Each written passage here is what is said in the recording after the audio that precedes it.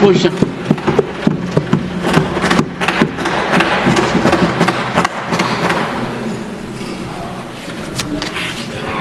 सभापति जी,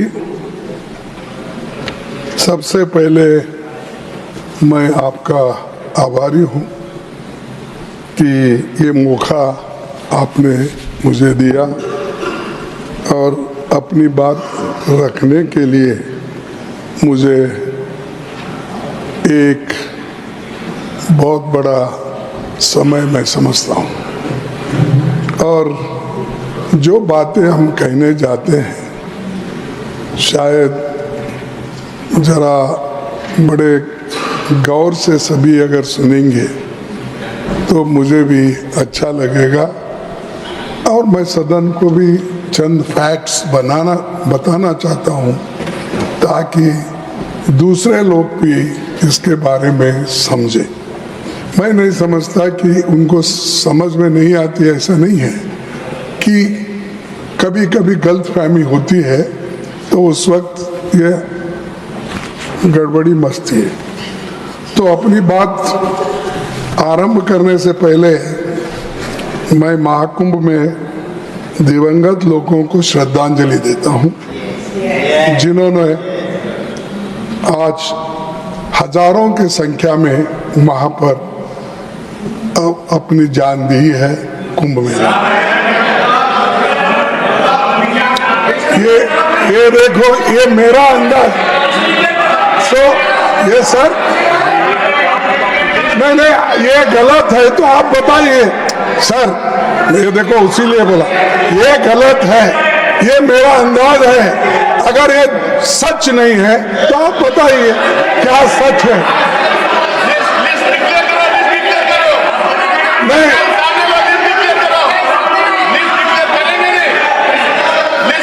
सर, आधुनिक भारत के महान आर्थिक शिल्पी डॉक्टर मनमोहन सिंह को भी मैं श्रद्धांजलि देना चाहता हूं। और जो लोग बिना कारण मारे गए हैं। If you yield, he wants to say something. No. So, No. Honorable leader of the opposition is not yielding. sir, no, I am not I'll look into claiming it. that exactly what numbers. I am asking you, you declare. If I am false, if I am wrong, I am ready to do it. No, let the leader come and I don't. Sir, and जो दलित लोग अपनी जान इसमें खोए हैं, जो दलित लोग अपनी जान खोए, जो औरतें जिनको रेप करके मार डाला है, उनको भी मैं इस वक्त श्रद्धांजलि देना चाहता हूँ। सभापति जी, हमारे देश में अभिभाषण की परंपरा। एक second. No, I am not yielding sir. No, you may not yield for them. Yield for me. मैं आपके लिए यील्ड होता हूँ, उनके लिए नहीं। Please take your seat. Honorable members, the leader of the opposition has indicated a scenario using figure to the extent of thousands. I appeal to him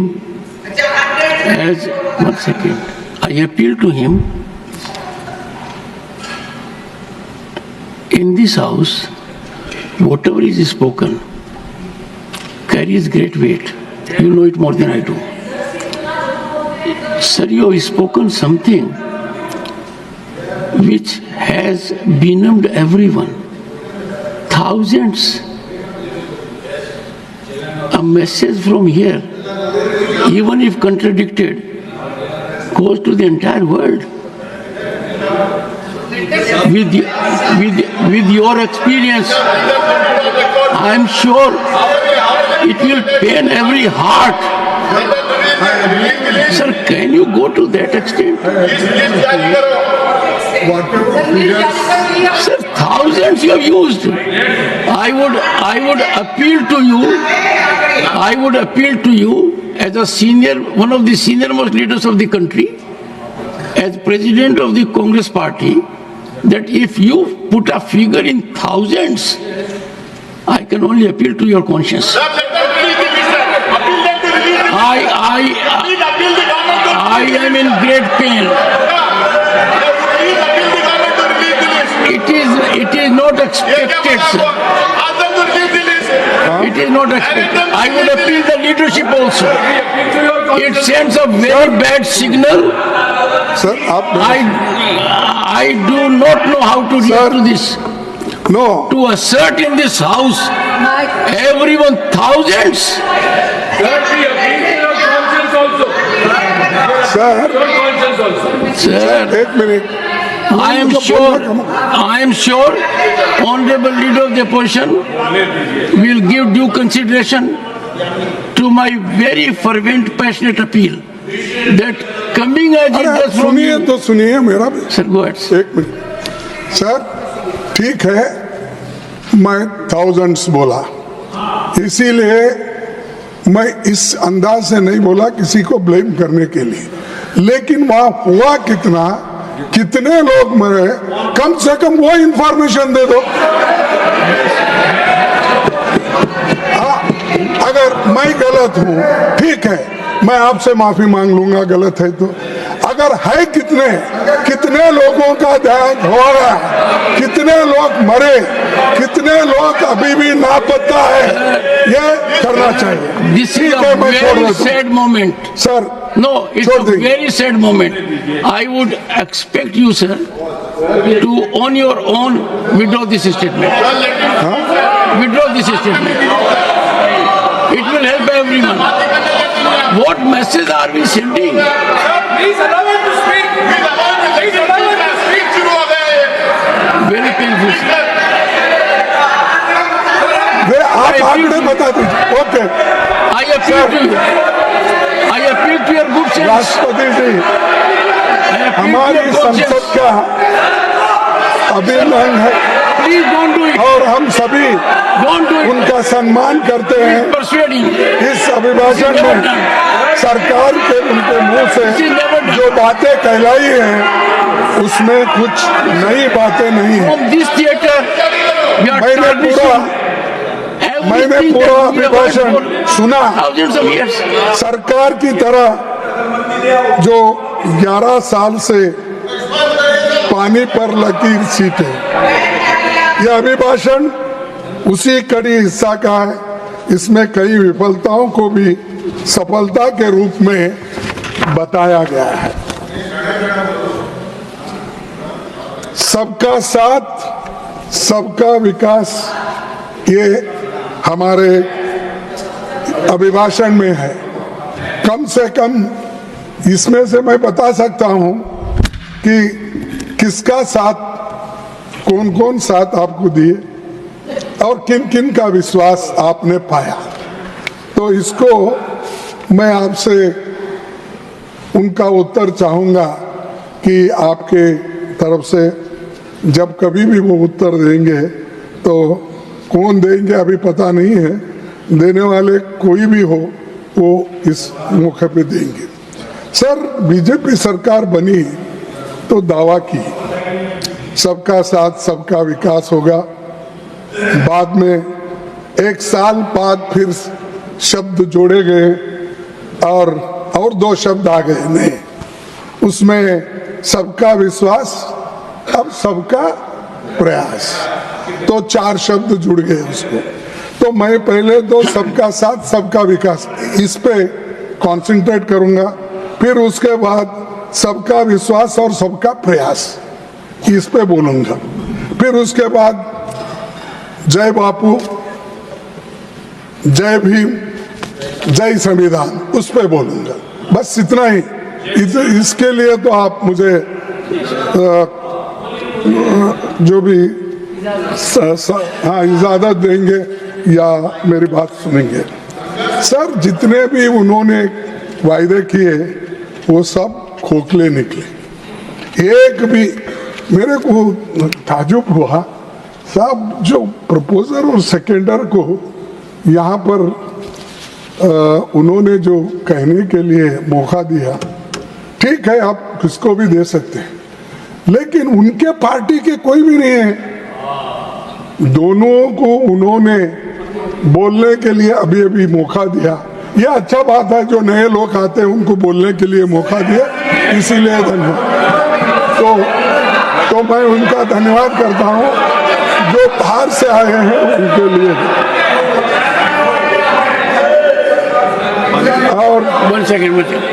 देश का When the leader of the when the leader of the opposition is speaking, only if he yields, someone can speak, and that will be from this side also, that side.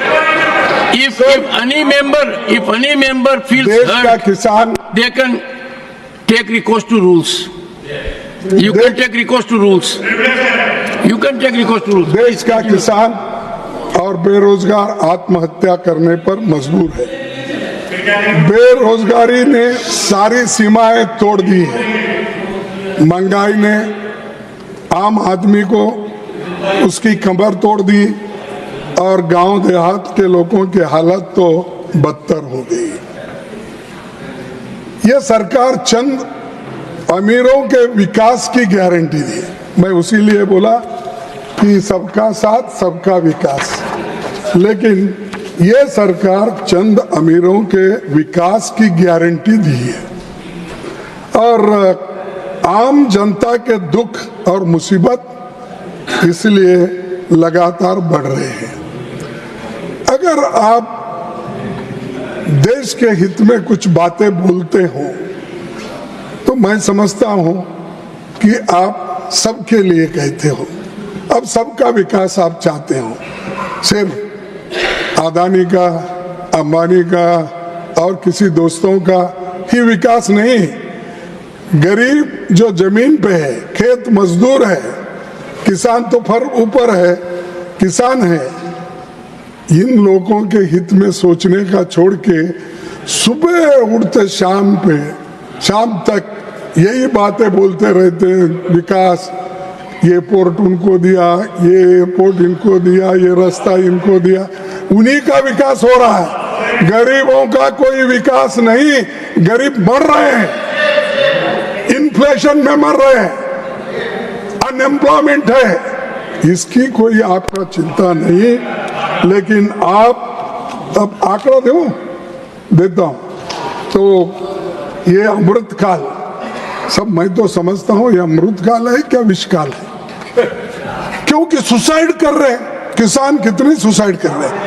ये 10 साल में 1 लाख लोग suicide कर लिए हैं किसान। 1 लाख 10 साल में। और सबका विकास बोल रहे, किसानों का तो कोई विकास नहीं है। किसान को एमएसपी नहीं है, किसान को डबल आमदनी करने का वायदा किए, ये कुछ भी नहीं है। ये देखो, और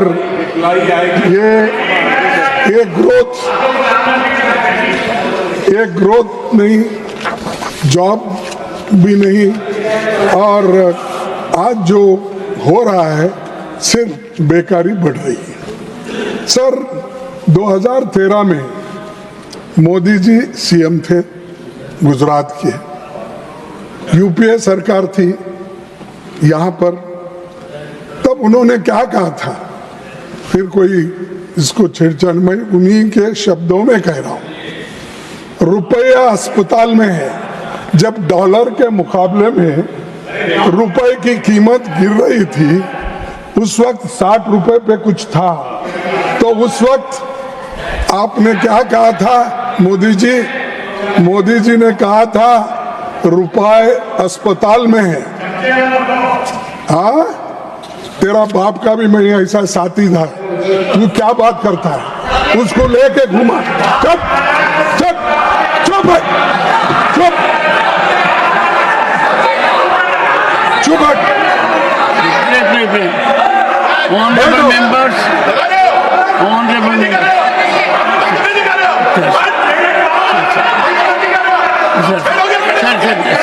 एक second, Neeraj Shekhar ji, Neeraj Shekhar ji, Neeraj Shekhar ji, Neeraj Shekhar, Neeraj Shekhar, Neeraj Shekhar ji, Neeraj Shekhar ji, please please please, एक second please please please, no sir, no sir, no sir, no sir, please persuade Neeraj Shekhar ji to stay, Piyush Goyal ji, please persuade.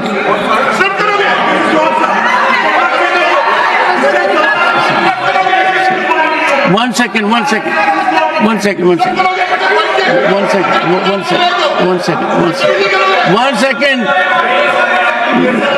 sir. No, sir. Pramod Tiwari ji, एक second, one second. Please take the seat. Please. I am intervening. Please take your seat. 1 second, please. No, Pramod ji, Chandrasekhar ji. Please. Pramod ji, nothing will. 1 second. Pramod ji, former Prime Minister Chandrasekhar ji happens to be one of the tallest leaders this country has ever seen. The respect for Chandrasekhar ji in the country is immeasurable. I would urge all sides. 1 second. Sir, it is second time. 1 second, sir. It is second time. Sir, 1 second. Listen to me. Sir, Honorable Leader of the Opposition, it is second time that I am intervening. First was tarnishing image of the country by using a figure of thousands, and now Chandrasekharji's name being dragged. I am sure two things are there. One, we should have highest respect for people who are not in the world at the moment. Secondly, a former Prime Minister, sir, one of the tallest, please withdraw this, sir. Sir, play. Sir, you are a senior man. I urge you to withdraw those observations. अरे what, 1 minute में clarify करता हूँ. Sir सुनिए आप. 1 second.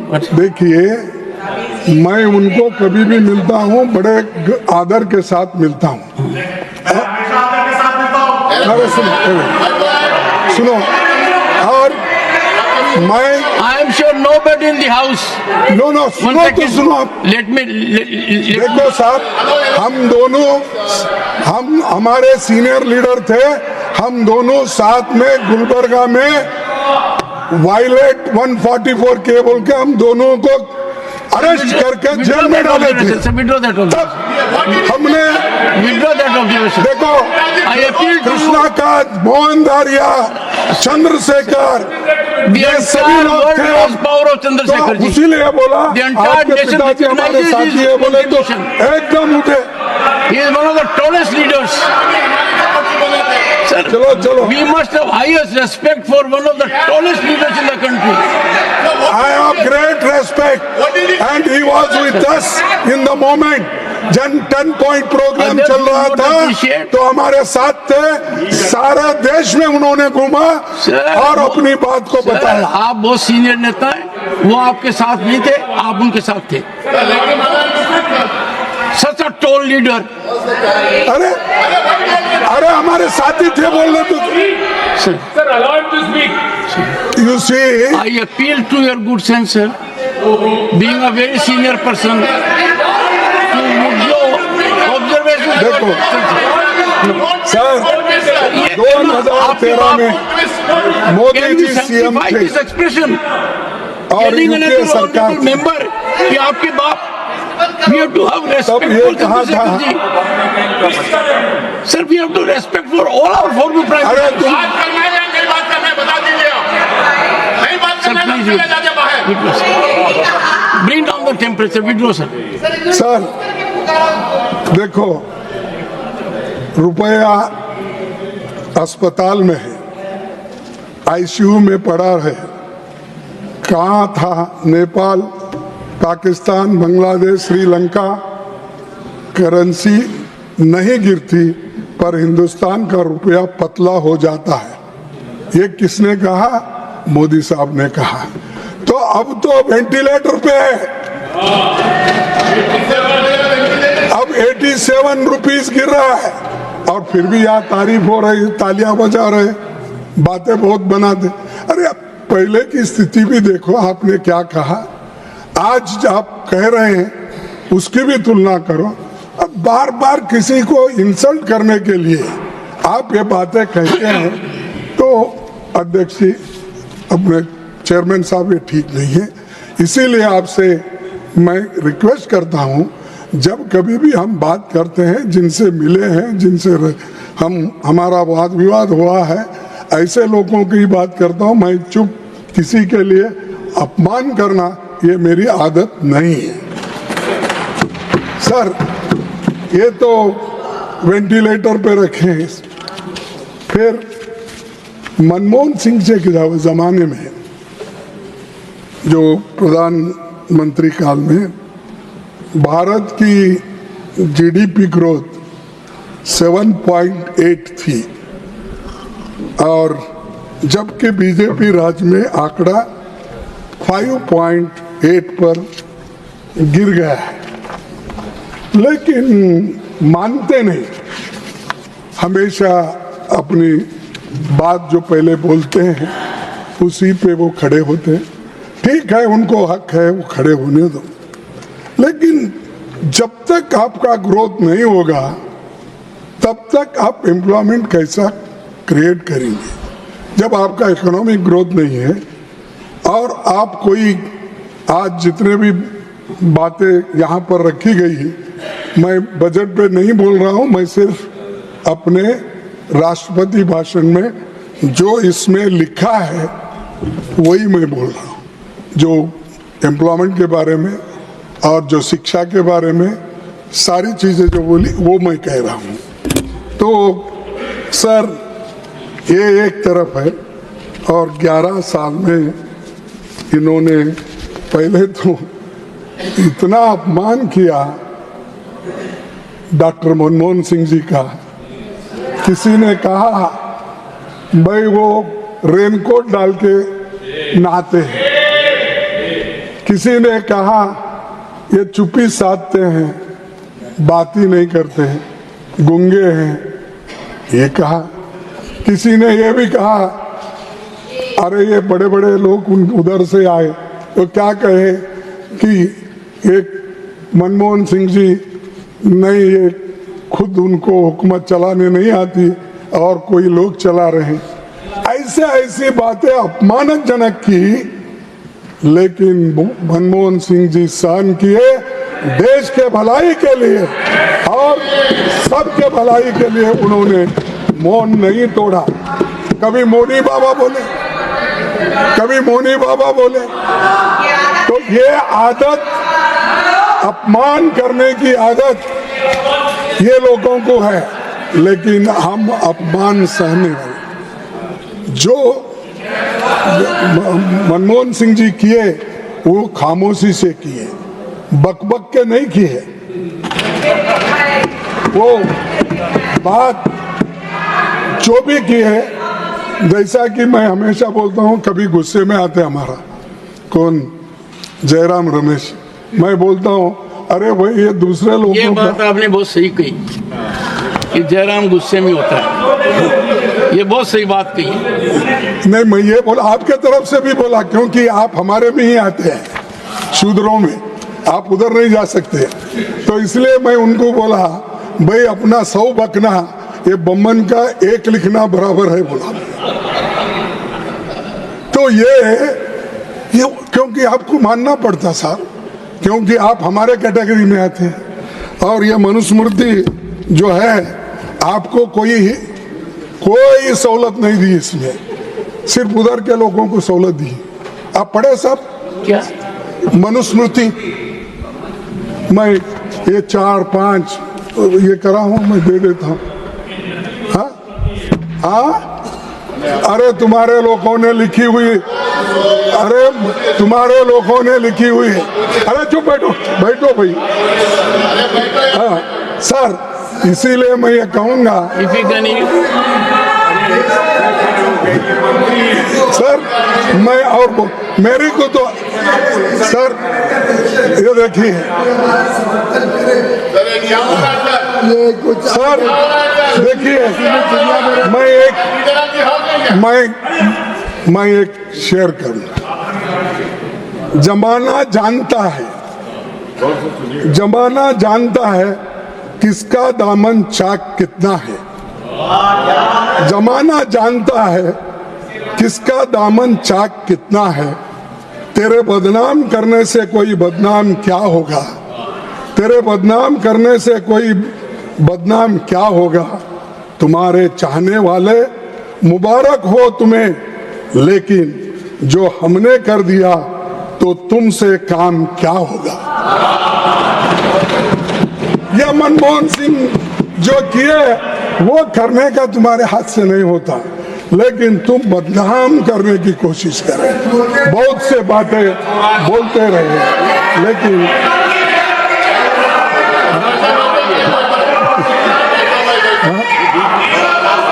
आप ये हो गया आपका सबका साथ सबका विकास का मॉडल। एक तो विनाशकारी है, नोटबंदी का हो और खराब तरीके से जीएसटी लागू करने का हो, या कोविड का 19 महामारी का मिसमैनेजमेंट हो, जिसमें देश तबाही के मुंह में खड़ा कर दिया था।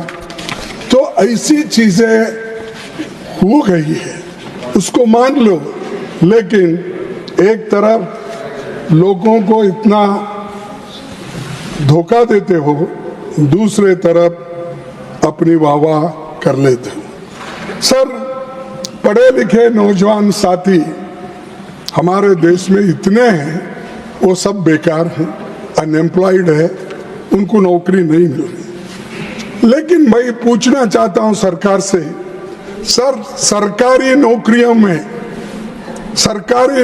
में कुल अभी भी 35-40 लाख वैकेंसीज खाली है। वो भर्ती क्यों नहीं कर रहे?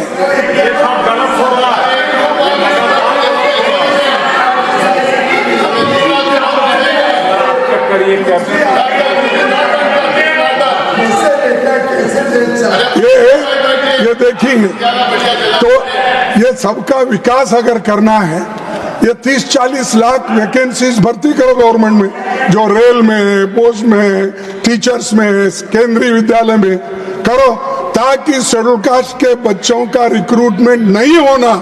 इसीलिए आप लोग रिक्रूटमेंट नहीं कर रहे, वैकेंसीज नहीं बढ़ रहे। और आपने तो बहुत बोला कि हर साल 2 करोड़ नौकरी, अब तो वो 22 करोड़ देना था। कहाँ है? अगर मैं आप झूठ है बोलूंगा, आप असत्य हो बोलते हैं, तो आप एकदम उठते हो। ये तो सत्य है ना।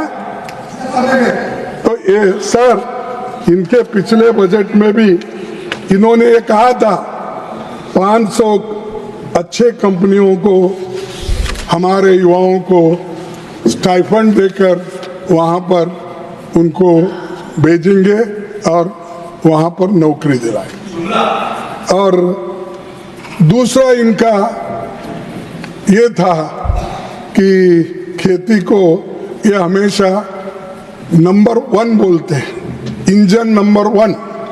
ये मोदी साहब के वर्ड है, मेरे नहीं है। इंजन नंबर 1, लेकिन इस बजट में इंजन नंबर 1 को क्या दिए? किसान को कितना दिए? क्या जो आज डिमांड कर रहे हो वो मिला उनको? साहब, झूठे वायदे मत करो, कम करो वायदे, लेकिन ज्यादा इंप्लीमेंट करो। वो छोड़ के आप वोटों के वोट खींचने के लिए कहां गए? वो तकरीर अलग करने का। तकरीरों से पेट नहीं भरता साहब, या डुबकी मारने से भी पेट नहीं भरता। पेट जो भरता है राशन से। और आपको एक उदाहरण देता हूं सर, मैं आपको उदाहरण देता हूं। जो महात्मा बुद्ध वो उपवास किए, बहुत दिन उपवास किए गया में। उपवास के बाद उनको लगा कि कोई प्रयोजन नहीं है, तो बहुत कि इतना जीर्ण हो गए। आखिरी में किसी महिला ने, सुजाता बोली, उन्होंने जो उनको खीर ला के दी, एक बार दो बार उन्होंने तो नकारा, लेकिन तीसरी बार उन्होंने उसको स्वीकारा। स्वीकारने के बाद थोड़ा वो सुधार गए। सुधार जाने के बाद उन्होंने कहा मनुष्य के जीने के लिए ये अन्न अवश्य है, और जब अन्न खाता है तभी उसके शरीर के पूरे पार्ट्स काम करते हैं। तभी उन्होंने तब से अन्न स्वीकार करना शुरू किया और लोगों को बोलने किया जो सत्यता है उसी को आप स्वीकार करो, जो असत्य बातें हैं, जो ये जो अंधश्रद्धा है इसको छोड़िए। अन्न खाने से आदमी को शरीर ये मिलता, प्रोत्साहन मिलता, प्रोटीन मिलता है, वो आदमी में। वैसा ही ये तो एक्सपेरिमेंट करके बोलने के बाद सभी लोग उनके फॉलोअर्स वो शुरू किए। तो ये मैं इसलिए कह रहा हूँ कि पेट के लिए खाना देना ये ज़रूरी है। इसीलिए मैं जब 1 लाख की बात किया कि 10 साल में इतने बढ़ गए, साहब ये मेरे आंकड़े नहीं, NCRB के आंकड़े हैं। 10 साल 2014 से लेकर अब तक 1 लाख से ज्यादा किसानों ने आत्महत्या कर ली है। कौन जिम्मेदार है साहब? उनका विकास क्या मरने के बाद होता? तो ये है। और क्रेडिट लिमिट बढ़ाने से क्या होगा साहब? कर्जा बढ़ जाएगा। तुम्हारी क्या मदद होगी? तुम्हारी सब्सिडी कहाँ है? तुम्हारी MSP कहाँ है? तुम्हारा फर्टिलाइजर सब्सिडी ज्यादा करने का कहाँ है? तुम्हारे इक्विपमेंट को छूट देने का कहाँ है? सब गब्बर सिंह टैक्स भी उसके ऊपर लगाते हो और दूसरे तरफ बोलते हो किसान का मैं बहुत बड़ा। साहब किसान के वो दुख दर्द नहीं समझते, जो आप समझते हैं मोदी साहब नहीं समझते। आप किसान फैमिली से आए हैं, आपको वो दुख और दर्द हल कैसा पकड़ना, किस वक्त खुरपी लेना, बोना कब और बीज, तो नहीं कम से कम देखिए, कम से कम वो जानते हैं। हल नहीं भी पकड़े तो पकड़ने वालों के साथ रह के देखे हैं, अपना काम तो किया है। खुरपी से कम औरतें जो ये निकालती है कसवट, वो भी देखे हैं वो, लेकिन उन्होंने कुछ भी नहीं देखे सिवाय रेलवे डब्बे में चाय कैसा दे देते हैं वो, अलबत्ता वो देखे। छूट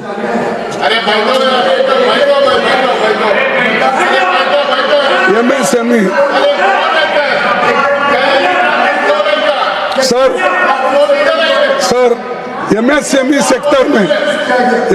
सेक्टर में का ये इंजन नंबर 2 और ये क्या है, ये भी बैकबोन है कहा MSME सेक्टर, सेकंड बैकबोन। लेकिन इसका हालत क्या होगा? 4 महीने में 12,000 MSC बंद हुए हैं।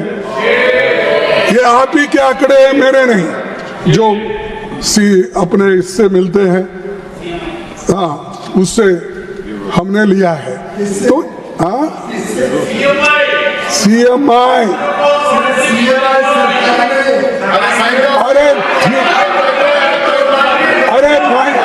अरे माइक्रो ठीक है, आपके दृष्टि से नहीं है, मेरे दृष्टि से है, ठीक है आप बोल लो।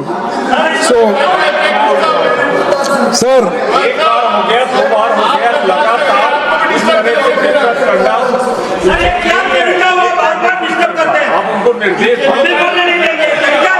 और सर ये क्या है, इसलिए बोल रहा हूं, अगर आप गिन के आओ मैं तो बोला अगर ये भी असत्य है तो आप बोलिए। तो ये सर ये एमएसएमई बहुत बंद हो गए, ये सबको तो मालूम है, लेकिन सरकार मानती नहीं। और दूसरे तरफ public sectors, rail, port, airports, public sectors, public resources, ये अदानी को सौंप दे रहे एक आदमी को। अरे दूसरे इंडस्ट्रियलिस्ट नहीं है, लेवल प्लेइंग ग्राउंड दो ना।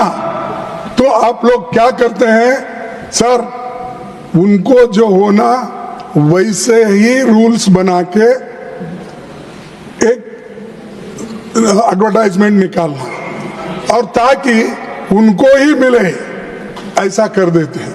और हम क्या करें भाई, सबसे कम इसमें उन्होंने लिया है, और या नहीं तो ज्यादा है तो सबसे ज्यादा इसमें उनको देना पड़ेगा। तो ये सारी चीजें एक व्यक्ति को, अदानी जैसे पूंजीपति को दिए, जिसको जो 20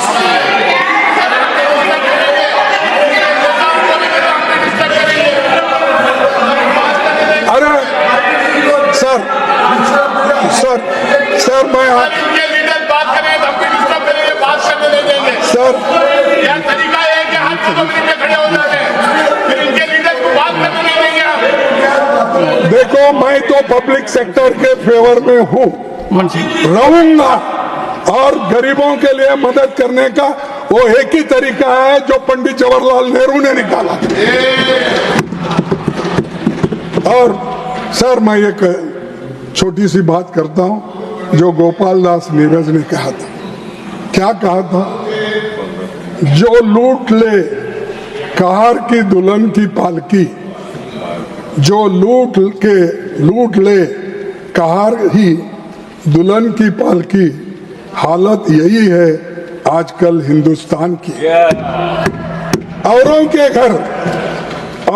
घर की धूप उसे क्यों पसंद हो, औरों के घर की धूप उसे क्यों पसंद हो, बेची हो जिसने रोशनी अपने मकान की, बेची हो जिसने रोशनी अपने मकान की। ये कब कहा था? हाँ, कब कहा था? कौन से कालखंड में कहा था? ये किसने कहा था?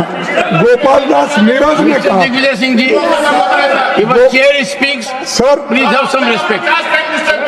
No, I am only trying to find out from the leader of the opposition during which period ये कहा गया था। ये कहाँ का?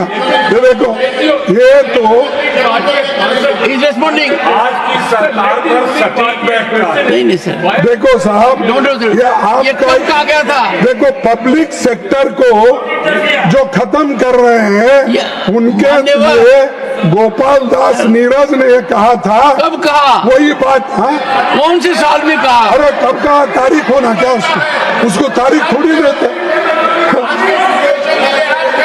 In which year it has been said? हाँ, ये कब कहा गया है?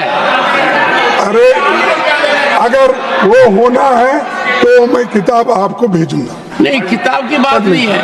देखिए, नहीं भेजूंगा, मैं झूठ नहीं, नहीं, लेकिन इन बातों पर जय Amitabh Bachchan ji, please take your seat. फिर वो टेक योर सीट। देखिए सर, मैं पूछना मेरा आपसे चाहता हूँ, रिक्वेस्ट है, एक सेकंड। नहीं सुनिए, एक सेकंड। आप सुनिए। अब 2-4 शेर शायरी हमारे इन्होंने किया, किरण ने, कहाँ से कभी पूछा आप डेट कहाँ है किताब का? I would appeal, sir, and I have said on number of occasions. लेकिन इन बातों पर चर्चा न हो, इसके लिए One second, sir. I have appealed to everyone on number of occasions. One second. Honorable members,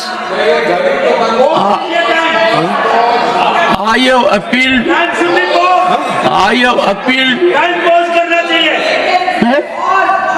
sir आज के सरकार के ऊपर मैं बोल रहा हूँ, उसके संबंधित ये बात है, और ये मेरा नहीं है, किसी शायर ने ये लिखा है।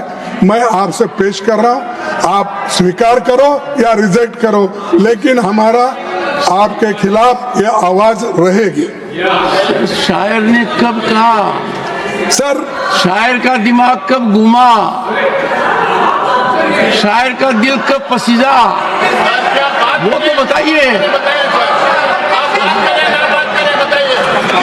ये तो बताइए प्रमोद जी।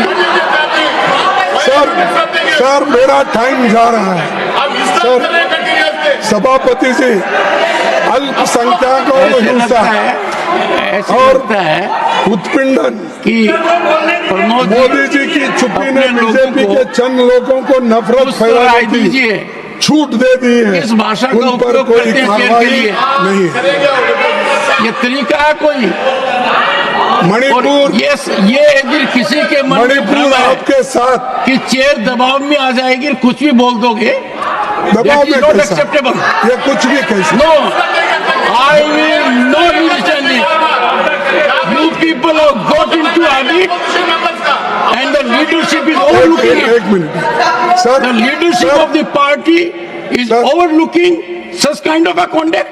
सर सुनिए, आप You have to have some respect for the chair. आप Anything and everything. It is my duty as chairman Sir. to ensure that allegations like this cannot be made.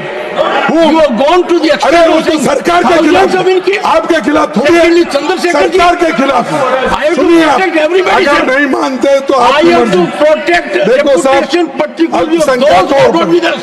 हिंसा, उत्पीड़न और Modi ji All of you will have to BJP के चंद लोगों को नफरत फैलाने की You can छूट take देती है। recourse to any कोई mechanism. कार्रवाई नहीं होती है। I will Manipur not permit आप सबका साथ मॉडल का No. सबसे बड़ा उदाहरण है। No. वह हालत नाजुक I बनी will है। not permit. 2023 में उत्तर पूर्व में 243 हिंसक घटनाएं घटी, उसमें 187 सिर्फ मणिपुर में घटी और पिछले साल 258 मौतें हो चुकी है। लेकिन मोदी जी के पास वहां जाने की हिम्मत नहीं है और वो जाना नहीं चाहते। और जिसके पास देश की बात करते हैं, जाकर वहां पर उस झगड़े को मिटाने को नहीं होता। और आप हमको कहते हैं देश में शांति रखो, सभी लोग तो शांत हैं, लेकिन आप क्यों नहीं जा रहे, ये क्वेश्चन है। राहुल जी जा सकते हैं, आप नहीं जा सकते। दूसरे लोग जा सकते हैं, वहां से हम भारत जोड़ो यात्रा निकाल सकते हैं, लेकिन वहां पर जाके आप अटेंड भी नहीं कर सकते। तो ये आप, मैं अगर कहूंगा तो फिर आप गुस्से में आएंगे। ये डर है उनको, मैं डरपोक नहीं कहता, डर है उनको। और डर होता हूँ। हमेशा आदमी को कमजोर बनाता है। आप इसीलिए सर, आपको मौका मिला तो एडवाइस दो एक बार जाके आने के लिए। मैं आपको आप ही नहीं मान रहे मेरा एडवाइस। हाँ, आप आज क्या क्या कह गए, रात को सोने से पहले चिंतन करना। देखो साहब, मैंने क्या कहा, मैं आपको भाषण का कॉपी ही देता, थोड़ा आप निकाल के लिए। कोई अगर गलत है तो बात और है। सो SC ST सबका विकास, सबका प्रयास, ये अब वो तो हो गया सबका साथ सबका विकास। ये है सबका विश्वास, सबका प्रयास। क्या प्रयास है? SC ST OBC तो बर्बाद हो गए, उनको शिक्षण की कोई व्यवस्था ठीक नहीं हो रही है। और आज SC ST के खिलाफ 13% अपराध बढ़े हैं और ST के खिलाफ 14% अपराध बढ़े हैं। और वहीं कन्विक्शन रेट 7% कम हो गए। और ये क्या दर्शाता है कि गवर्नेंस की कमी है। और गवर्नेंस करने वाले अगर ठीक ढंग से नहीं करे तो बहुत मुश्किल होता, ये लोग और मारेंगे, मर जाएंगे, पीटेंगे, सब कुछ होगा। मैं ज़्यादा नहीं कहना चाहता हूँ, 3 उदाहरण देता हूँ इसके बारे में। पहला, परसों ही अयोध्या की घटना हुई। भागवत कथा सुनने गई दलित बेटी के साथ जिस तरह की दरिंदगी हुई, उसे आज पूरा देश शर्मसार है। और मैं सर आपको मैं दिखाना चाहता हूं, उनको उनके आंख निकाल दिए, पैर तोड़ दिए और रेप करने के बाद उनका मर्डर भी किया गया। और ये आप पढ़े होंगे, आपके पास आया होगा, लेकिन फिर भी सरकार क्यों चुप है? एक छोटी सी घटना हो गई तो इतना स्टेटमेंट आते हैं हमारे खिलाफ, दूसरों के खिलाफ। क्यों अब आप क्यों चुप बैठे हो? और ये अयोध्या रेप कांड, अत्याधिक खून बहने से हुई थी युवती की मौत, दुष्कर्म के मामले पर पुलिस ने चुप्पी साधी। ये है यूपी का गवर्नमेंट। और यूपी के गवर्नमेंट की सर आप तारीफ मत करो, तारीफ करने से और ऐसे खून खराबे ज्यादा होंगे। और वहाँ के चीफ मिनिस्टर बोलेंगे मेरे को देखो वाइस प्रेसिडेंट का सर्टिफिकेट मिला, तो ये सर्टिफिकेट लेके वो घूमेगा। तो इसलिए कृपा ऐसे लोगों का आप छोड़ दीजिए। तो और दूसरी बात मैं कहना चाहता हूं कि सेकेंड, जो 22 जनवरी 2025 की खबर है, दलित बैंक कर्मचारी, ये बारात में बारातियों से ज्यादा उसके पुलिस थे, आप पढ़े होंगे। ड्रोन की निगरानी में उसकी शादी होती है और वो क्या बोलते हैं, बारात निकलती है घोड़ी पे। अरे एक दलित आदमी अपनी शादी भी दूसरों के जैसा कर नहीं सकता, घोड़े पे बैठ नहीं सकता, उसकी बारात नहीं निकल सकती। और उसके लिए बाराती कितने लोग थे, उतने ही पुलिस और ऊपर से ड्रोन। ये हालत है, ये है सबका प्रयास। ये मैं इसलिए बोल रहा हूं कि मैं ये आपको दूंगा नेक्सर 2 में, ये बातें मेरे पास है। लेकिन ये देखिए दैनिक भास्कर में है, वो बहुत पढ़ते हैं आप, क्योंकि अखबार की बातें, अखबार झूठ है तो झूठ है, मैं छोड़ देता हूं। लेकिन ये हकीकत है, सब में आता है। आप इंटेलिजेंस से पूछ लिए ना, सब मेरे पर भरोसा नहीं आपका, इंटेलिजेंस से पूछ लिए। तो ये दूसरा घटना, मैं ताजे घटने दे रहा हूं, पुराने नहीं। तो ये तीसरा घटना ये है, सासाराम बिहार के सांसद है मनोज कुमार पर जानलेवा हमला हुआ। सासाराम एक रिजर्व सीट से चुन के आए हैं। अगर एक सांसद का ये हाल है तो आप सोचिए कि किस ढंग से ये यहाँ पर सियासत हो रही है और वो चल रहे हैं। और मैं आपसे ये विनती करूंगा, यही सबका विश्वास, क्या यही सबका प्रयास? ये तो ऐसा प्रयास हो रहा है कि दलितों को खत्म करने का प्रयास हो रहा है, महिलाओं को रेप कर रहे हैं। और आप बोल रहे हैं कि पेपर में आए सो सभी बात अगर झूठ है, कोई भी पेपर मत पढ़ो, मत पढ़िए आप। हम जो पढ़ते हैं, अगर सत्यता है तो फोन करके हमारे वहाँ के अध्यक्ष को पूछते हैं, वहाँ के डीसीसी प्रेसिडेंट को पूछते हैं और दूसरे कार्यकर्ताओं को पूछते हैं। पूछने के बाद ये ऑथेंटिसिटी आप जो कहते हैं ना साहब, वो मिलने के बाद ही मैं बोलता हूं, नहीं तो नहीं बोलता। सर दूसरी बात ये है कि आरटीआई से मिली सूचना ये बताती है IITs, IIMs 80% से ज्यादा और कुछ जगह 90% तक फैकल्टी जनरल कैटेगरी से है। वहां कोई रिजर्व कैंडिडेट नहीं है, बैकवर्ड कैंडिडेट नहीं है, वहां कोई भी नहीं, सिर्फ जनरल कैंडिडेट्स 80 to 90% है।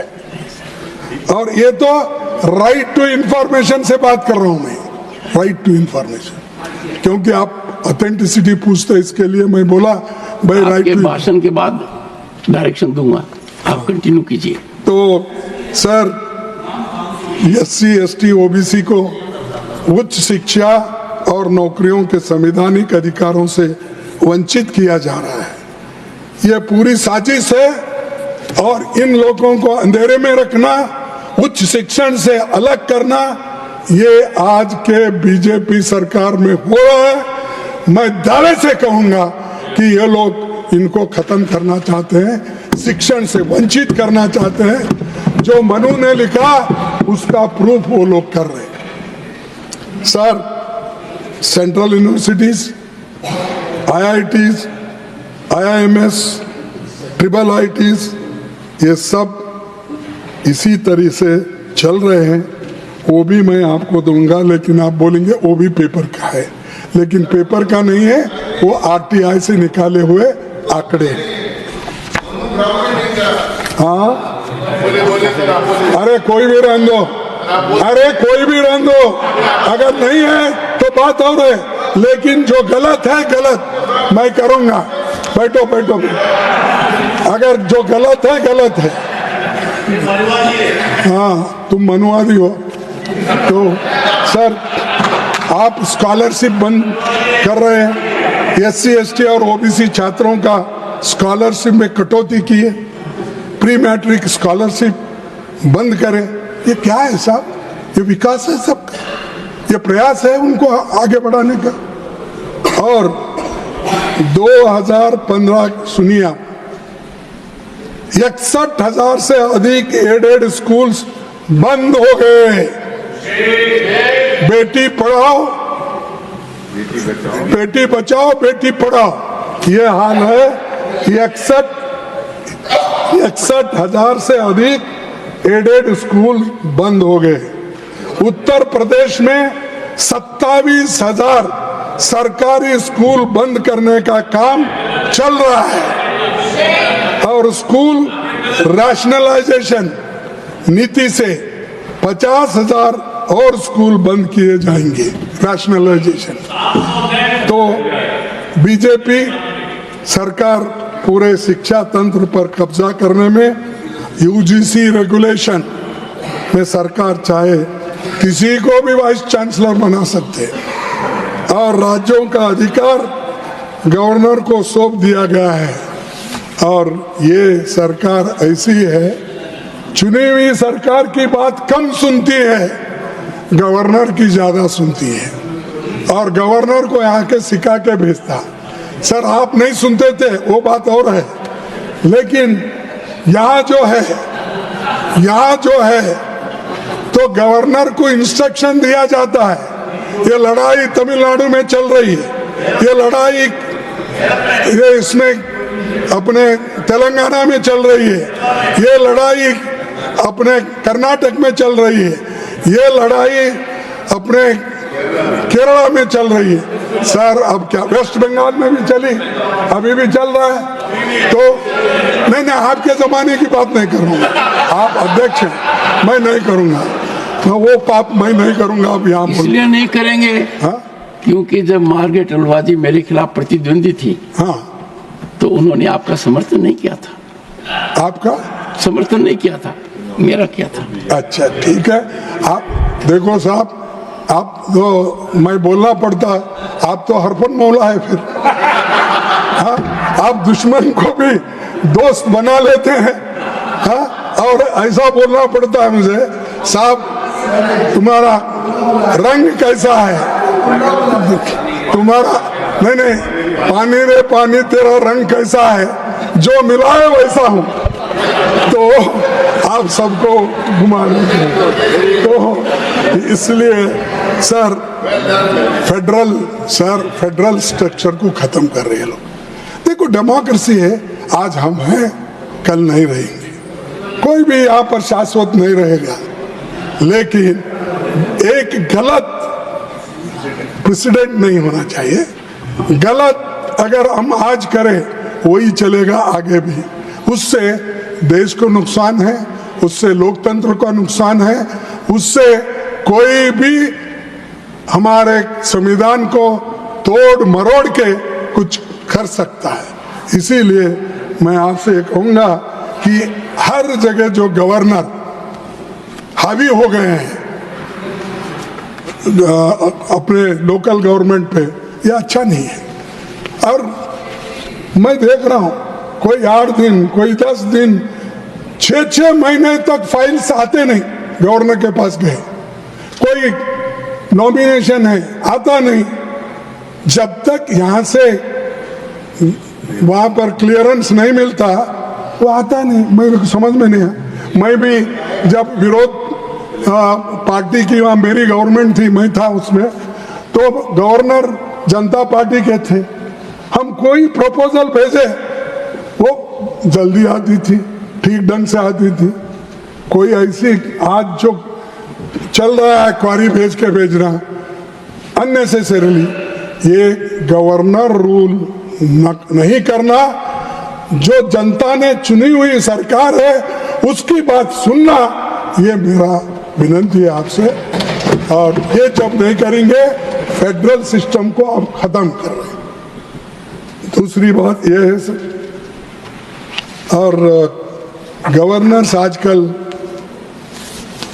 जनता का काम कम कर रहे हैं, सेंट्रल गवर्नमेंट का ज्यादा कर रहे हैं। तुम सताओ, ठीक है सताओ, तो ये क्या है, मेरे को इससे मैं तो नाराज हूं, लेकिन हमारी नाराजगी तो आप सुनते नहीं, लेकिन जनता की नाराजगी है, जिन्होंने लाखों वोटों से उनको चुन के लाया। और एक सर, ये निजीकरण से भी क्या हो गया है पब्लिक सेक्टर। मैंने पहले ही कहा कि ये लोगों को, खासकर SC ST लोगों को नुकसान हुआ, और आज उनको नौकरियां खत्म हो गई। 1,30,000 नौकरियां उनको मिलने का वो नहीं मिल रहे। तो अगर आप 2 रोटी चावल देंगे, कुछ तो मैं 2,000 रुपए दूंगा, ये भी कहेंगे, लेकिन कायम नौकरी, परमानेंट नौकरी, ये उसको 40-50 साल तक उसको कायम नौकरी मिलती है, उसके बाल बच्चे को वो पाल सकता है, विद्या दिला सकता है। इसीलिए वो नौकरी भर्ती करने की जरूरत है। सिर्फ उपदेश करने से फायदा नहीं, तुम्हारे हाथ में जो है वो पहले करो, उसके बाद में भाषण देते जाओ। सर, कॉन्ट्रैक्चुअल लेबर्स आज कम से कम 46% नौकरी पे है, और लैटरल एंट्री जो है इसके, ये भी तो कहीं से कहीं ला रहे हैं, तो क्वालिफिकेशन नहीं हो रहा। अब भाई मेरे जमाने में हुई, ठीक है हो गई, लेकिन तुम सुधारो ना, तुमको कौन बोला ना को सुधारो। और सर मैं आपसे ये करूंगा, ये लैटरल एंट्री बड़ा डेंजरस कि, क्योंकि ये IAS ऑफिसर की जगह बैठ रहे हैं और ये यूनिवर्सिटी में भी अपॉइंट कर रहे हैं। अगर वो गवर्नर को जो अपॉइंट करने का भी अभी जो निकला है, अगर कोई स्किल डेवलपमेंट के तहत, आपने तो ये बताया कि स्किल डेवलपमेंट के लिए जो आदमी जहाँ फिट होता उसके लिए ट्रेनिंग दे रहे हैं। जो गवर्नर को कुछ मालूम ही नहीं होता, ऐसे आदमी को अगर किसी वहाँ पर, मैं क्या कहूँ अब, जिसको उसका क्वालिफिकेशन ही नहीं, उसको वाइस चांसलर बनाने जा रहे हैं आप, तो लैटरल तो है, लेकिन गलत आदमी को लोग रहते हुए, available people qualified people, if they are there, why you are going for lateral entry? क्योंकि SC, ST बैकवर्ड क्लास के रिजर्वेशन को खत्म करने के लिए उनको वाइस चांसलर नहीं बनना चाहिए, उनको प्रोफेसर नहीं बनना चाहिए। इसीलिए आप ये सारे चीजें कर रहे हैं और इससे एक बहुत बड़ा षड्यंत्र भी है। और कॉन्ट्रैक्चुअल लेबर एम्प्लॉयमेंट आप देते जा रहे हैं और ये सोचते, फिर मैं बोलूंगा तो लोग, चंद लोग उधर उठेंगे कि मैं मनुस्मृति की सोच आपकी है अगर कहता हूं, लोग झट से उठते हैं उधर, क्योंकि वो मनुवादी के सपोर्टर हैं, तो उठना ही पड़ता है, उठ सकते हैं। सर, आज मनुस्मृति के वजह से जिन लोगों को जिन महिलाओं को आज हमारी माताजी जो फाइनेंस बजट रखी कल, हाँ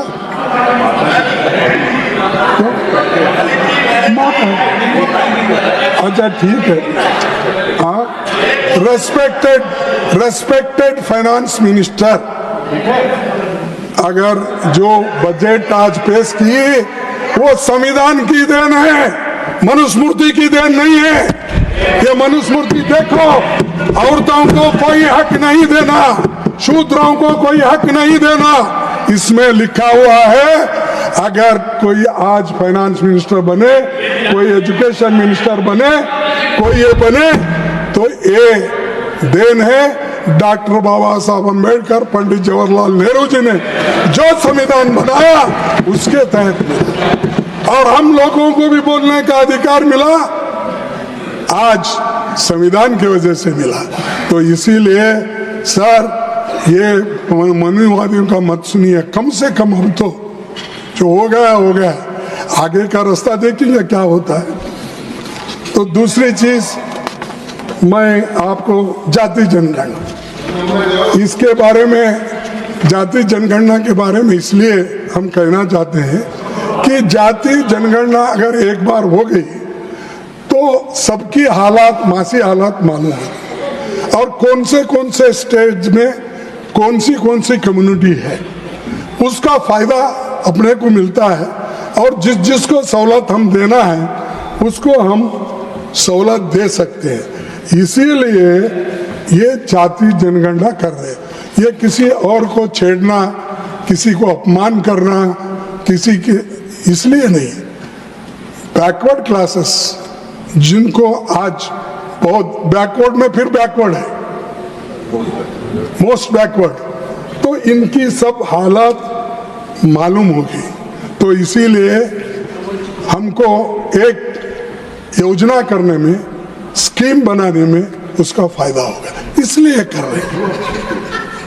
और एक साहब, अब तो ठीक है, मैं तो आपको सारी चीजें बताया, अब 3 ही बताऊंगा आपको, जय बापू, जय भीम और जय संविधान। ये 3 बात करके मैं खत्म करूंगा। उसीलिए आप सर, गांधी जी, दुर्दैव की बात है कि इस प्रेसिडेंशियल स्पीच में तो मैं तो नहीं देखा। सर, आप बहुत पढ़ते हैं, शायद आपको मिला होगा, गांधी जी के कोई कार्यक्रम है साहब? है गोडसे की सरकार मानने वाले मुझे, क्योंकि आप बारीकी से पढ़ते हैं, इसीलिए पूछा कि मेरे को आजकल बड़ा चश्मा होना पड़ता, इसीलिए मेरे को नहीं मिला हो। तो अगर आपको मिला गांधी जी के बारे में और मनरेगा के बारे में, आप जवाब उनसे मांग रहे हैं, मेरे से मांग रहे हैं?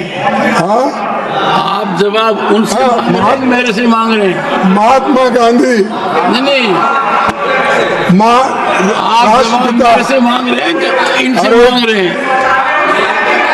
महात्मा गांधी जी, राष्ट्रपिता महात्मा गांधी, जिसकी फोटो सबसे पहले हमने पार्लियामेंट में लगाया।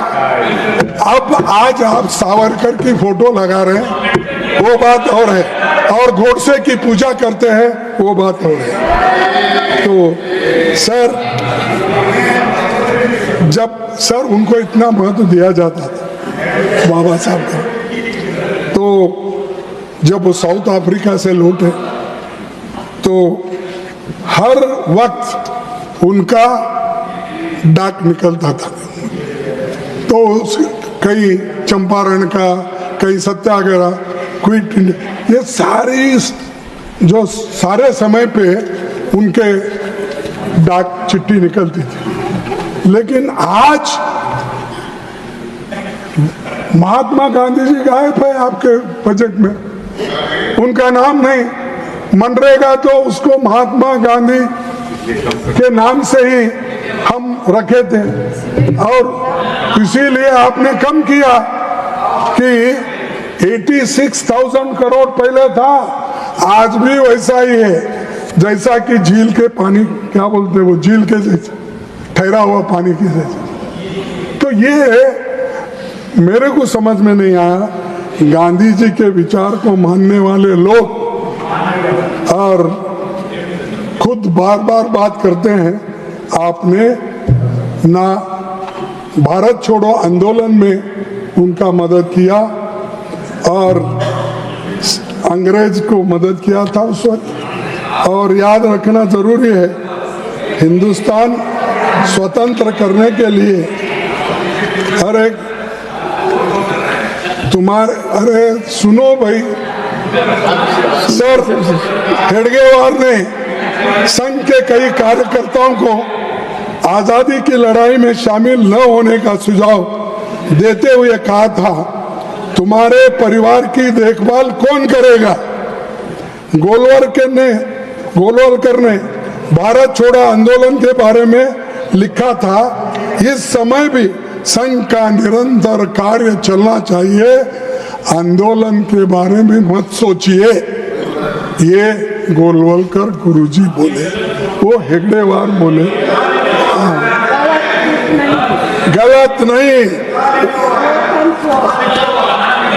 मैं देता हूँ, वो भी मैं देता हूँ सावरकर के बारे में और उनके बारे में क्या लिखा है। सर ये नया कली निकला है, आप पढ़े होंगे, और वो कौन लिखा है वो भी बोलता हूँ सर।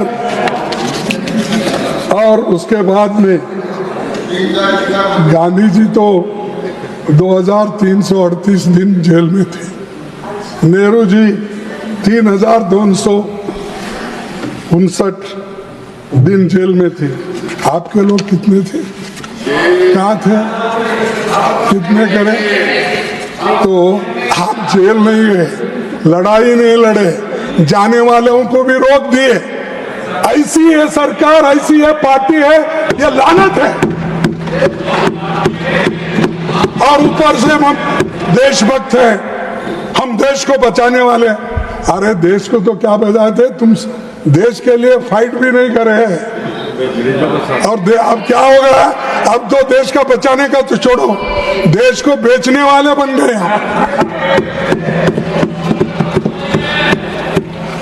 Sir very good. मैं और एक बात कहना चाहता हूँ।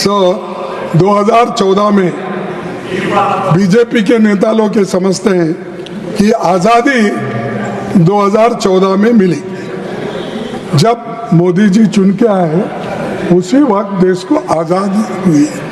ये उनके लोगों का कहना। और आरएसएस के सरसंघ चालक मोहन भागवत कहते हैं 2024 में राम मंदिर बनने पर मिली आजादी, वो कहते। तो ये उन्होंने ये कहा, और तो सभी शहीदों स्वतंत्रता सेनानियों का यह अपमान है, गांधी जी का अपमान है, नेहरू जी का अपमान है। और जो लोग आजादी के लिए उन सब का अपमान है। इसीलिए मोहन भागवत अपने शब्द को वापिस लो, मोदी साहब अपने शब्द को वापिस लो। और देश को आजादी हमने दिलाई 15 अगस्त 1947 में। सर, और एक, जिस दिन मोदी जी के न्यू इंडिया में 30 जनवरी को गांधी को नहीं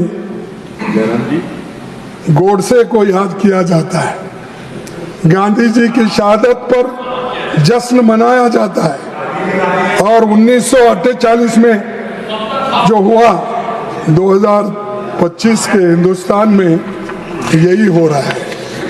सर, मैं आपसे दो चीजें रखूंगा आपके सामने। एक है जो जिस दिन गांधी जी की हत्या हुई किसने जश्न मनाया, आप जरा पढ़ लीजिए। और 4 फरवरी 1948 को एक चिट्ठी सरदार पटेल लिखा। क्या लिखा? गांधी जी की मृत्यु पर आरएसएस वालों ने जो हर्ष प्रकट किया और मिठाई बांटी, उससे ये विरोध और भी बढ़ गया। इन हालात में सरकार की आरएसएस के खिलाफ कदम उठाने के अलावा कोई और रास्ता नहीं बचा था, इसीलिए मैंने ये किया। ये पंडित हमारे सरदार पटेल जी की भाषा है, मेरी नहीं है। और दूसरी, 14 फरवरी 1948 को नेहरू जी ने यह कहा था, हमें मिलजुल कर रहते हुए भीषण सांप्रदायिकता के उस विषय का नाश कर देना चाहिए जिसने हमारे युग के सबसे महान पुरुष को मार डाला। और एक बार पढ़ता हूं, उस विषय का नाश कर देना चाहिए जिसने हमारे युग के सबसे महान पुरुष को मार डाला। उन ताकतों जड़ से खोद कर उखाड़ देना चाहिए। गांधी जी की हत्या पर समारोह करने वाले भारतीय कहलाने वाले का भी हक उनको नहीं है। ये नेहरू जी का कहना है। ये गोडसे के लोगों के लिए, आरएसएस के लिए, जो गांधी को मारा था, मिठाई बांटी थी, रास्ते पे नाच रहे थे, उनके लिए ये 14 फरवरी 1948 को पंडित जवाहरलाल नेहरू जी ने किया। और जो लोग गांधीवाद को मिटाने का काम कर रहे हैं, उनको बताना चाहूंगा कि गांधी जी के विचारों को कोई मिटा नहीं सकता।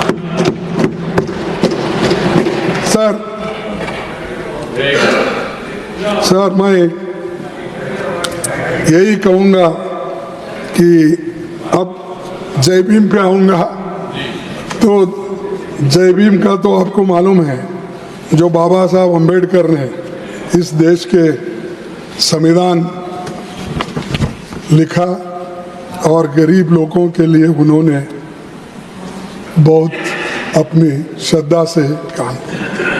लेकिन ये हमेशा यहाँ उठता है साहब एक सवाल, बाबा साहब अम्बेडकर का अपमान तुमने किया और कांग्रेस वालों ने किया। साहब, उसका असल अपमान अगर किसी ने किया तो शाह साहब ने किया, जो अम्बेडकर अम्बेडकर अम्बेडकर अम्बेडकर बोल उन्होंने किया। और आप हमको बोलते हैं। सर, 18 जनवरी 1952 को लिखे गए एक पत्र में बाबा साहब खुद अपने हैंडराइटिंग से लिखे हैं।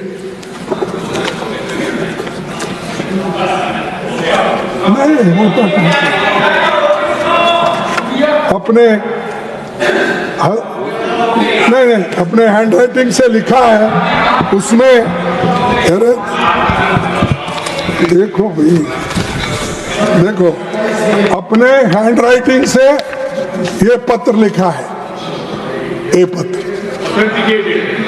18/1/52 अपने दोस्त को कमलाकांत को उन्होंने पत्र लिखा और ये कहा उन्होंने कि मुझे जो हराए गए वो लोग कौन है?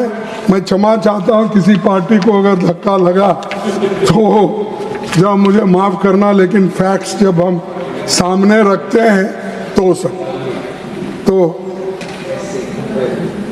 एक इनको अपने दोस्त को उन्होंने खत लिखा, माय डियर कमल खान, मैं वो सब नहीं पढ़ता। Askar, who was here recently, told me that the plot to defeat me was hatched by Dange and Savarkar, who was inflamed by my proposal to partition Kashmir. He said that was revealed to him by Sangolkar.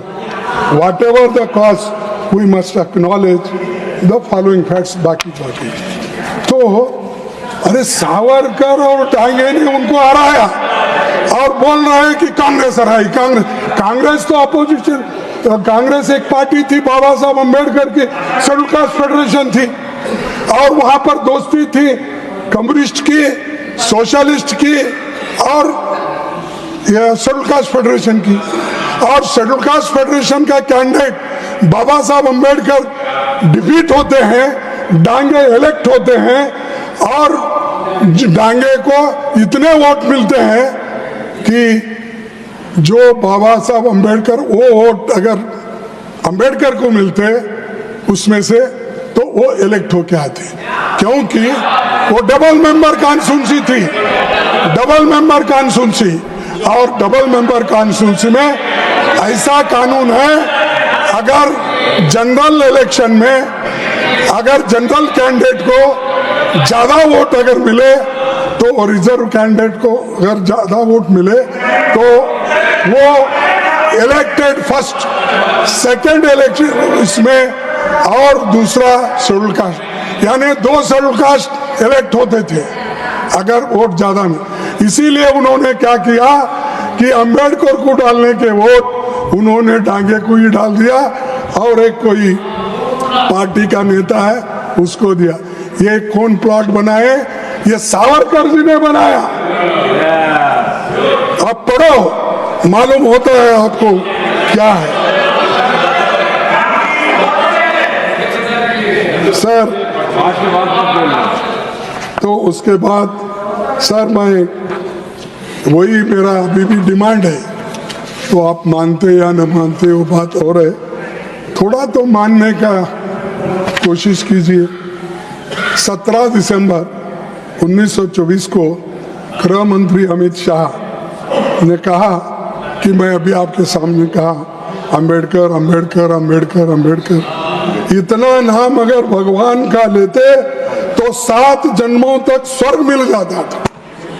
मैंने उसी, अगर ये मानसिकता है, ये बाबा साहब के बारे में उनका ये विचार है, तो मैं कंडेम करता हूं। Not only condemning, let him resign. उस पोस्ट में रहने के लायक नहीं है जो व्यक्ति दलितों का भगवान जिसको माना जाता है, इस देश के संविधान को जिसने बनाया, सबको समानता का हक दिया, सबको इक्वालिटी, लिबर्टी, फ्रेटर्निटी, ऐसे शब्दों का जो संविधान में डाल के सबको समानता का संदेश दिया, तो इसीलिए ये लोग, मैं आपको ये कहता हूं कि उनको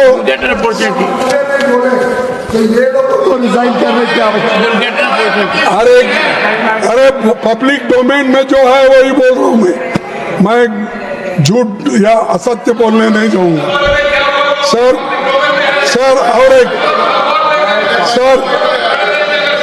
और एक बात बताता हूं। प्रोविजनल पार्लियामेंट में हिंदू कोड बिल पर डिबेट देखी, आपको समझ में आएगा। श्याम प्रसाद मुखर्जी ने बाबा साहब अम्बेडकर का अपमान किया था। क्या किया था कि उन्होंने ये बोला था हिंदू कोड बिल ये हमारे समाज के खिलाफ है, मनु के खिलाफ है, और औरतों के लिए, महिलाओं के लिए आप जो इसमें हिंदू कोड बिल में दिए, इसको हम कभी नहीं मानेंगे।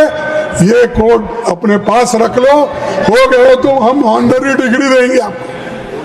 ऐसी बात है बाबा साहब अम्बेडकर का। तब बाबा साहब अम्बेडकर ने बुलट के कहा, तुम्हारी समझ कम है, तुम्हारी समझ कम है, तुम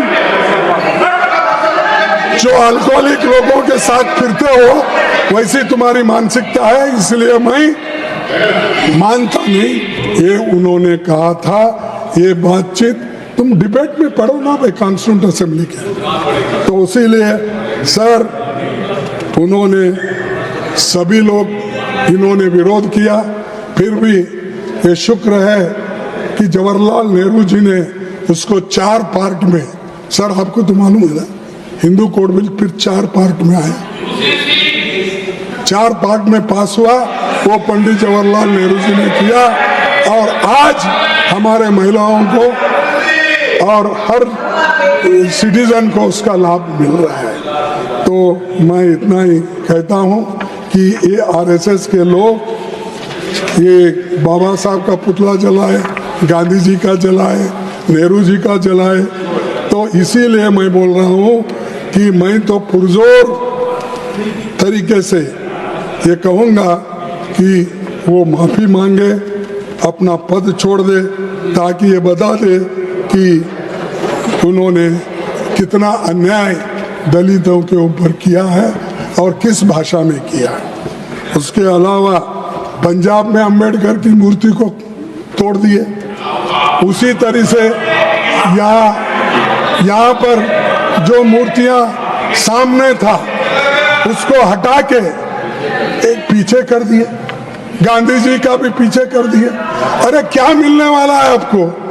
सब ये मूर्तियां हटा कर तुमको क्या मिलने वाला है? तुम तो बनेंगे नहीं।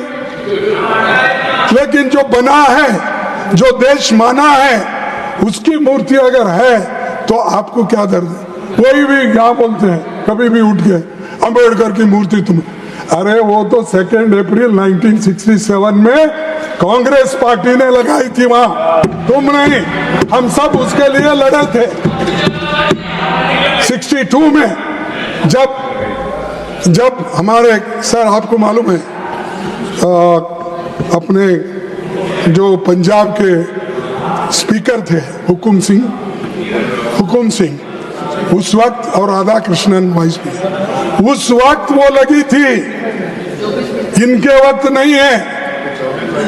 इसीलिए मैं कहना चाहता हूं, गड़बड़ में कुछ भी बोलने मत जाओ, जरा सुधार लो अपने आप को। जोश में आकर तुम होश खो लेते हो और अपनी बात भूल जाते हो, सत्यता क्या है इसके आगे पीछे ये नहीं देखते। तो इसीलिए मैं आखिरी में ज़्यादा और कुछ नहीं बोलता, क्योंकि अब समय भी खत्म होते आ रहा।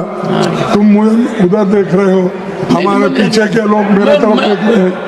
आपकी पार्टी का अब भी 23 मिनट बाकी है। हाँ, अब भी आपकी पार्टी का 23 मिनट बाकी है।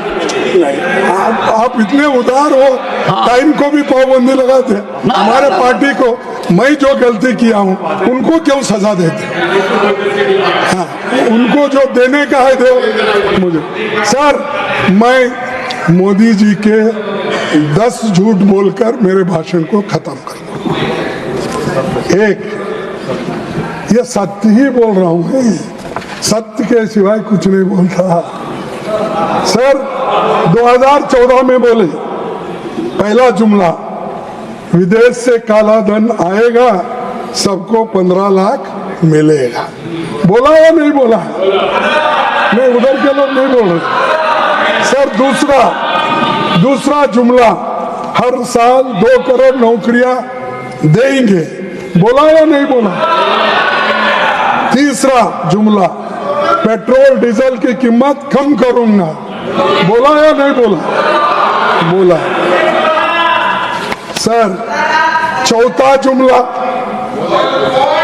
ये क्या है? 2022 से तक उन्होंने 2022 में बोला मैं गंगा पूरा क्लीन करूंगा, साफ करूंगा। इसके लिए वो तो साफ करने का गया, और तुम इतने लोग जाकर गंदगी किए, उसके ओर से और भी गंगा गंदी होगी, क्योंकि पापी लोग जाने से।